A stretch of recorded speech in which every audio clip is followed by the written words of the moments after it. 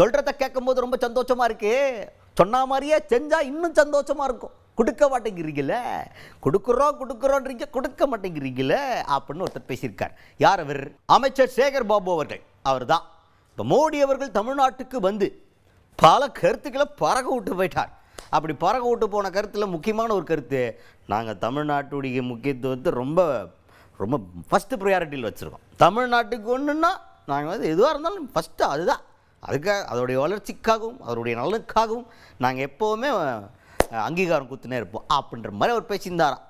இதே சேகர் பாபு அவர்கள்ட்ட கேட்டோன்னே, அடடே தமிழ்நாட்டு மேலே எவ்வளோ ஆக்குற கேட்கும்போது ரொம்ப சந்தோஷமாக இருக்குது, மகிழ்ச்சியாகுது, ரொம்ப நன்றி. ஆனால் இதை சொன்ன மாதிரியே எங்களுக்கு குத்துட்டீங்கன்னு வச்சுக்கோங்க, நிலுவையில் அமௌண்ட்லாம் நிறையா இருக்குது, அதெல்லாம் நீங்கள் குத்துட்டீங்கன்னா கூட நாங்கள் வேலையை பார்த்துனோம். சொன்னால் மட்டும் பார்த்ததில்ல, நிலுவையில் 1008 காசு கிடக்கு, கல்வி நிதி நீங்கள் கொடுக்க வேண்டியது இருக்குது, அப்புறம் நாங்கள் கேட்க வேண்டும் நிவாரண நிதியெலாம் இருக்குது. இதெல்லாம் நீங்கள் கொடுத்துட்டு இந்த மாதிரி சோக்கா பேசுனீங்கன்னு வச்சுக்கோங்களேன், நானே விசிலடிச்சு கை தட்டுவையா அப்படின்ற லெவலுக்கு பேசியிருக்காரு சேகர் பாபு அவர்கள். நன்றி, மகிழ்ச்சி, வரவேற்கிறோம். கல்விக்காக தர வேண்டிய அந்த நிறுத்தி வைக்கப்பட்டிருக்கிற நிதியை உடனடியாக விடுவிக்க சொல்லுங்கள். தமிழ்நாட்டு வளர்ச்சி அதிலேயும் அடங்கியிருக்கின்றது. கேட்ட நிவாரணத் தொகையெல்லாம் உடனடியாக விடுவித்து தர சொல்லுங்கள். அதேபோல் நாங்கள் கேட்டிருக்கின்ற மெட்ரோ ரயிலுக்கு உண்டான பணத்தையும் உடனடியாக விடுவித்து தர சொல்லுங்கள். தமிழகத்தில் உரிமையை பாதுகாப்பதற்கு அனைத்து நடவடிக்கைகளையும் எங்கள் முதல்வர் கோரிய கோரிக்கைகள் எல்லாம் நிறைவேற்றி தர சொல்லுங்கள். மகிழ்ச்சி அடைகிறோம். நெக்ஸ்ட் மேட்டர் என்னன்னா பட்ஜெட்.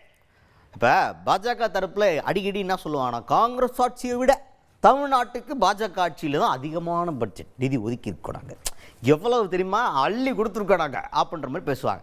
இதை வந்து கேள்வியாக கேட்குறாங்க சேகர் பாபு அவர்கள். இப்போ கூட பாருங்கள் சார், பிரதமர் மோடி அவர்கள் சொல்கிறார் தமிழ்நாட்டுக்கு வந்து அதிகமான நிதி ஒதுக்கியிருக்கோம் பாஜக ஆட்சியில் காங்கிரஸ் ஆட்சியை விட அப்படின்ற மாதிரிலாம் சொல்கிறாங்க பாஜக தரப்பில் அப்படின்ற ஒரு கேள்வியை கேட்குறாங்க. இப்போ அமித்ஷா மோடி அவர்கள் எல்லாருமே பேசும்போது சொல்லுவாங்களே, முக்கியமாக தமிழ்நாட்டில் வந்து பேசல அந்த மாதிரி சொல்கிறாங்களேன்னு கேட்டதுக்கு அதுக்கு சேகர் பாபு அவர்கள் என்ன சொல்கிறாருன்னா, எங்கே என்ன நீங்கள் கொடுத்துட்டீங்க, ஒன்றும் கொடுக்கலையா, கொடுக்கணும்னு சொல்கிறாங்க, அது எல்லாத்தையுமே நீங்கள் பிளாக்ல வச்சுருக்கீங்க, அது மட்டுமா ஜிஎஸ்டி நம்ம கட்டுறதெல்லாம் இருக்குல்ல, நீங்கள் கொடுக்குறோம் பர்சன்டேஜில் நீங்கள் சொல்லும் போது பார்த்தா நாங்கள் அதிகமாக கொடுக்குறோம் அப்படின்ற போது பேப்பரில் பார்க்கல அதிகமாக கொடுக்குறாங்க போல் அப்படின்னு இருக்கான். ஆனால் அப்போ வாங்கின வரியை இப்போ நீங்கள் வாங்கிக்கிட்டு இருக்கீங்க, இன்றைக்கி வாங்கிக்கிட்டு இருக்க ஜிஎஸ்டிக்கு நீங்கள் கொடுக்குற நிதி இவ்வளோ வாங்கிட்டு கிள்ளி கொடுக்குறீங்க, அதில் இதெல்லாம் ஒரு நிதி ஒதுக்கீடா? நல்லா அள்ளி கொடுங்கங்க, எப்போ பார்த்தாலும் கொடுக்கவே மாட்டேங்கிறீங்க அப்படின்ற மாதிரி ஒரு விமர்சனத்தை முன்வைத்திருக்கிறார் சேகர் பாபு அவர்கள். கடந்த ஆட்சியை விட இந்த ஆட்சியில் கோரப்பட்ட நிதிகள் எல்லாம் நிலுவையில் தான் இருக்கின்றன. கொடுக்கப்பட்ட நிதியினுடைய அளவீடு நாம் ஜிஎஸ்டியால் தமிழகத்திலிருந்து மத்திய சர்க்காருக்கு தருகின்ற பணத்தை கணக்கிடும்போது நமக்கு வந்திருக்கின்ற வரவு என்பது மிக குறைவு.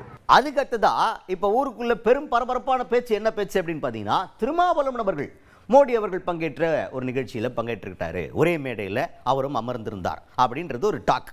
இந்த டாக்கை வந்து எல்லாருமே அரசியலில் ஒரு திருப்பு முனை, திருமாவளவன் அவர்கள் பாஜகவுடைய ஃபங்க்ஷன் ஒன்றத்தில் கலந்துக்கிட்டாரு அப்படின்ற மாதிரி ஊருக்குள்ள ஒரு பேச்சு. ஆனால் அவங்களுக்கெல்லாம் இன்ஃபர்மேஷன் என்னவாக இருக்கணும்னா, இது கவர்மெண்ட் ஃபங்க்ஷன், ஸோ இதில் ஒரு ப்ரையாரிட்டி இருக்குது, இதில் வந்து ப்ரோட்டோக்கால் ஒன்று ஃபாலோ பண்ணப்படும், பிரதமர் வர்றாரு, அப்போ அங்கே இருக்க நாடாளுமன்ற உறுப்பினர் அங்கே போய் கலந்துக்கணும், அவங்க ஏரியாவில் இருக்குது அப்படின்னா ஒரு ஏரியாவில் நாடாளுமன்ற உறுப்பினர் யாரோ அவங்களுக்கு அழைப்பு போகும், அவங்களும் அதை ஏற்றுக்கிட்டு பிரதமரை கௌரவிக்கிறதுக்காக கண்டிப்பாக போகணும். அந்த அடிப்படையில் தான் திருமாவளவன் அவர்கள் போனாரே தவிர இதுக்கு பின்னாடி என்ன எனக்கு புரியலை, இதில் என்ன அரசியல் திருப்பு முனை, ஒரு முனையும் கிடையாது அப்படின்ற மாதிரி சேகர் பாபு அவர்கள் விளக்கம் கொடுத்துருக்காரு. அது மட்டும் இல்லாமல் முதல்வர் அவர்கள் இந்த மாதிரி மாண்பை பாதுகாக்கிறதுல, மரியாதை கொடுக்க வேண்டிய இடத்துல மரியாதை கொடுக்குறதுல அவர் அடிச்சுக்கிறதுக்கு ஆளே கிடையாது. அந்த மாதிரி ஒரு ஆட்சி தான் திமுக ஆட்சி, அவருமே நாடாளுமன்ற உறுப்பினர் அப்படின்ற ஒரு அடிப்படையில் தான் போய் கலந்துக்கிட்டாரு அப்படின்னு விளக்கம் கொடுத்துருக்காரு சேகர் பாபு அவர்கள். என்ன புறக்கணிக்கிறோம்? நேற்றைக்கு வந்து தூத்துக்குடி நிகழ்ச்சியிலேயே 2 அமைச்சர்கள் பங்கேற்றிருக்கின்றார்கள். நம்முடைய நிதி அமைச்சர் சிறப்பாக போய் பங்கேற்றிருக்கின்றார்கள். அந்த தொகுதியுடைய நாடாளுமன்ற உறுப்பினர் பங்கேற்றிருக்கின்றார்கள். இன்றைக்கும் அந்த மாவட்டத்துடைய அமைச்சர், நிதி அமைச்சர் ஆகியோர் பங்கேற்கிறார்கள். எப்படி புறக்கணிப்பதாக ஆகுவது? பிரதமர் கூட வருகையின் குறித்து உடல்நிலை சரியில்லாத நேரத்திலும் மருத்துவ சிகிச்சையில் இருந்தபோது கூட மாண்புமிகு தமிழக முதல்வர்கள் பிரதமருடைய வருகையை குறித்து தலைமைச் செயலாளரோடு கலந்து ஆலோசித்திருக்கின்றார்.